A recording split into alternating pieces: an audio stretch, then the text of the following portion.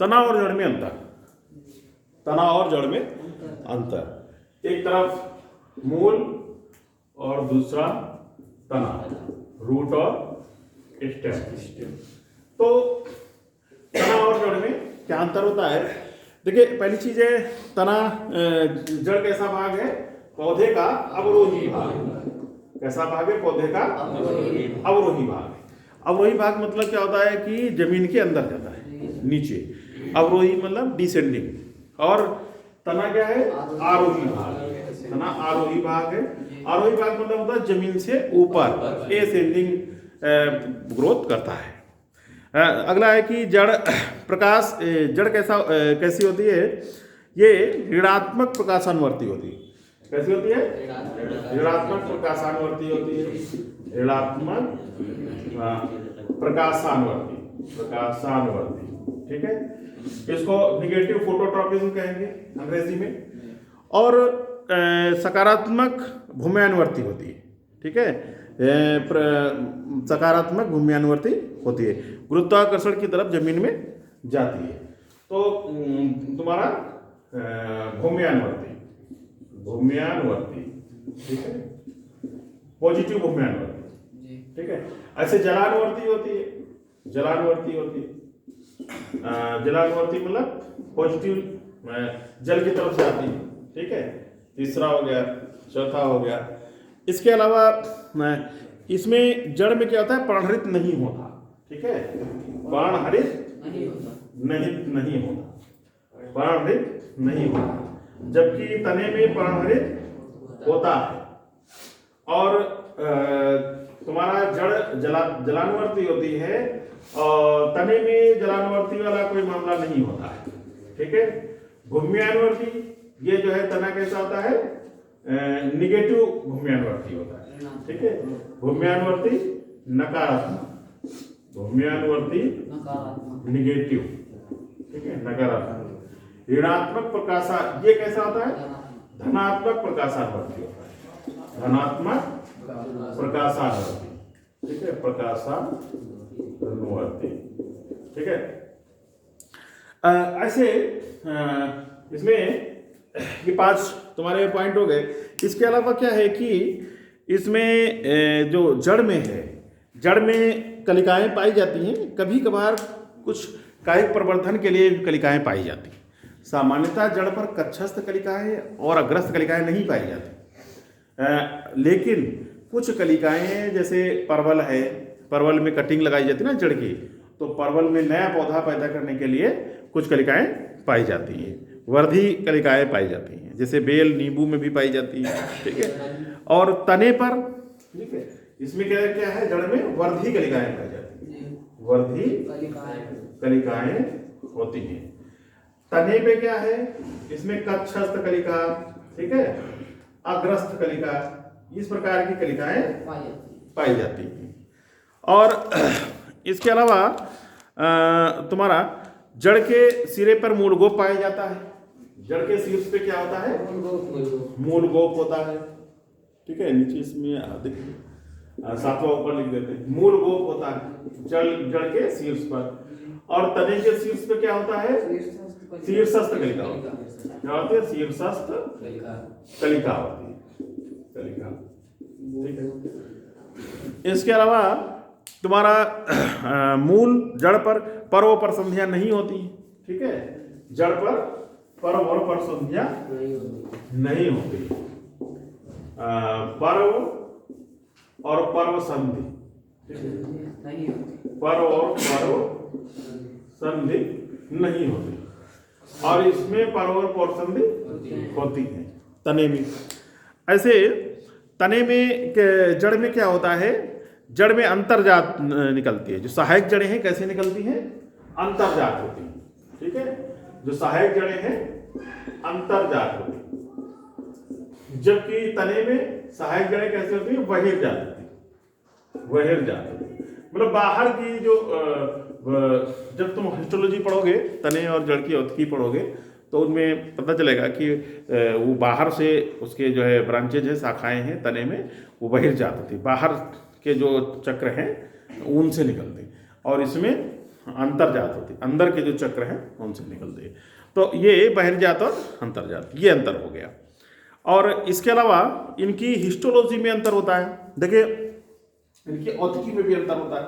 ये अंतर तो हो गए जो बाहर से होने वाले, ये अंतर कैसे हैं, जो बाहर से दिखने वाले अंतर है। अब इनकी औतिकी संरचना में भी अंतर होते हैं। औतिकी संरचना मतलब कि उनकी जो कोश की संरचना है, जब वो उनकी ऊतक में क्या क्या अंतर होते हैं। देखिए ये तो जानते हो, इनके कार्य में अंतर होता है। तने का कार्य अलग होता है, ठीक है, और जड़ का कार्य अलग होता है। तो तने का मुख्य कार्य क्या है, तने का मुख्य कार्य क्या है, तने का मुख्य कार्य है वो जड़ का मुख्य कार्य, पहले जड़ का मुख्य कार्य क्या है, जल का अवशोषण करना, जल का अवशोषण, संवहन और उसका पेड़ का स्थिरीकरण। 3 कार्य है मुख्य रूप से जड़ के। तने के क्या कार्य हैं, तने के कार्य है उसको कंकाल, उसको आधार प्रदान करना, पत्ती पुष्प और सबको आधार प्रदान करना, ठीक है। और इसके अलावा जल का संवहन, ठीक है, तने का काम जल का संवहन भी होता है।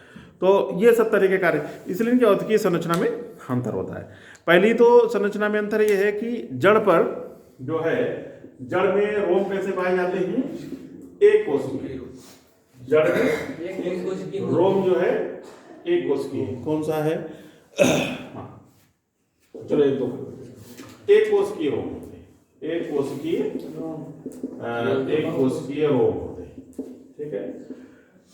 और तने पे बहुकोशिकीय रोम होते हैं, बहुकोशिकीय रोम होते हैं।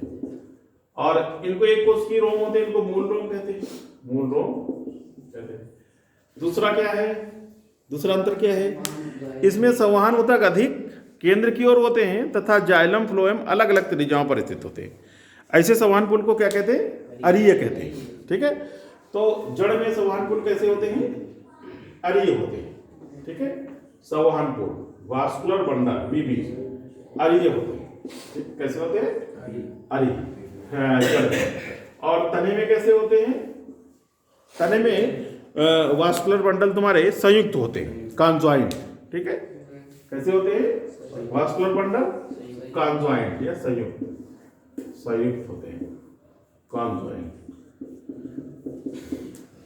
और तीसरा पॉइंट क्या है, इसमें जाइलम के अतिरिक्त अन्य प्रकार के कठोर ऊतक नहीं होते, जबकि इनमें कठोर ऊतक इसमें नहीं होते और इसमें कठोर ऊतक होते। देखिए इसमें एक चीज समझने की है, जैसे तुमने देखा है ये तने की औतिकी है, ये जड़ की औतिकी, ठीक है। तो वास्कुलर बंडल रेडियल क्या होते हैं, अरीय क्या होते हैं और संयुक्त क्या होते हैं, इसको समझ लो। वास्कुलर बंडल जानते हो, जाइलम फ्लोएम, ठीक है। तो जाइलम और फ्लोएम जो अलग अलग त्रिज्या पर होते हैं, तो उसे क्या होते हैं, अरीय कहते हैं, उसे कहते हैं। जैसे ये फ्लोएम है, ठीक है, जैसे ये तुम्हारा ये फ्लोएम है और ये जाइलम, ये फ्लोएम है, ये जाइलम, ये फ्लोएम है, ये जाइलम। तो ये अलग अलग त्रिज्या पर, ये अलग है, ये अलग है। तो इसे क्या कहते हैं, रेडियल वास्कुलर बंडल कहेंगे। संयुक्त वास्कुलर बंडल क्या होते हैं, ये फ्लोएम है इधर, ये फ्लोएम है बाहर की तरफ, ऐसे ऐसे, फिर आगे जाइलम है,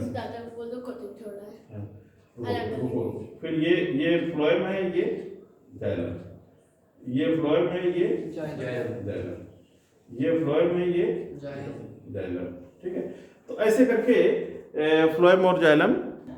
अब क्या है, ये समझना है कि ये रेडियल क्यों पाए जाते हैं तने में, जड़ में रेडियल क्यों पाए जाते हैं और तने में कॉन्जॉइंट क्यों पाए जाते हैं, इसका कारण समझना है। बड़ा इंटरेस्टिंग कारण है, बड़ा अच्छा कारण है, तभी बता रहा हूँ। जैसे कारण ये है कि जड़ में क्या होता है, जड़ का काम होता है जल का अवशोषण करना, जल का अवशोषण करना। जैसे कोई मूल रोम है, ये कोई मूल रोम है जड़ में, ठीक है। अब ये जल का अवशोषण करेगा, ठीक है, जल का अवशोषण करेगा और ये जल कहाँ से जाएगा, मूल रोम से इसका पार्श्व चलन होगा और इसके जड़ के भीतर जो बाहरी कोशिकाएं हैं परिधि की तरफ उसका है, वहां पर जाएगा जल, और यहाँ से होते हुए जल यहाँ आएगा, ठीक है। अभी जाइलम में नहीं गया है, फिर यहाँ से फिर सीधे जाइलम में चला जाएगा। ये एंडोडर्मिस है, ये क्या है, एंडोडर्मिस। तो ये जाइलम में चला जाएगा। अगर यहाँ पर फ्लोएम होगा, अगर बाई चांस यहाँ पर फ्लोएम हुआ और फ्लोएम के बाद ही जाइलम पाएंगे, तो क्या होगा कि पानी को फ्लोएम पार करके जाइलम में जाना होगा, तो बीच में फ्लोएम बैरियर के रूप में हो जाएगा। बीच में फ्लोएम बैरियर के रूप में पानी के अवशोषण को रोक देगा। इसीलिए जड़ में फ्लोएम अलग रखा जाता है, जाइलम अलग रखा जाता है, ताकि जल का अवशोषण हो जब तो सीधे डायरेक्ट जाइलम में जल जाए। पार्श्वचालन के बाद डायरेक्ट फिर उसका ऊर्ध्वचालन होता है, ठीक है। तो ये तो पहला कारण हो गया, क्यों रेडियल होता है जड़ में और तने में क्यों संयुक्त होता है। तने में जल का अवशोषण नहीं करना है, इसलिए उसमें संयुक्त होता है। बड़ा इंजॉयफुल चीज़ें हैं नेचर में, ये साइंस को भी बड़ा इंजॉयफुल चीज़ है। उसके बाद क्या है, तने में जड़ में कठोर ऊतक क्यों नहीं पाए जाते हैं, सीधी सी बात है। जड़ में कोई जड़ किसी कोई आधार तो देता नहीं है, जड़ के ऊपर पत्ती और फूल तो लगे नहीं होते हैं, तो इसलिए उसकी स्ट्रक्चर के लिए कोई मैकेनिकल टिश्यूज की कोई ज़रूरत ही नहीं होती, यांत्रिक ऊतकों की कोई ज़रूरत नहीं होती, इसलिए जड़ को कठोरता की कोई ज़रूरत नहीं होती, इसलिए जड़ में कठोर ऊतक नहीं पाए जाते। तने को स्ट्रक्चर देना पड़ता है, तने के ऊपर पत्तियाँ सब लगी रहती हैं, इसलिए तने में यांत्रिक ऊतक या तने में कठोर ऊतकों की आवश्यकता होती है, ठीक है। तो इस तरीके से तुम्हारा औतकीय संरचना, कार्यकीय संरचना ये है कि तने का कार्य है प्रकाश संश्लेषण भी करता है तना, और जबकि जड़ में कोई ऐसा कार्य नहीं होता है, तो कार्यकीय अंतर भी है, ठीक है, उसके कार्य में भी अंतर है। तो ये तुम्हारा पूरा जड़ और तने में अंतर क्लियर हो गया। धन्यवाद।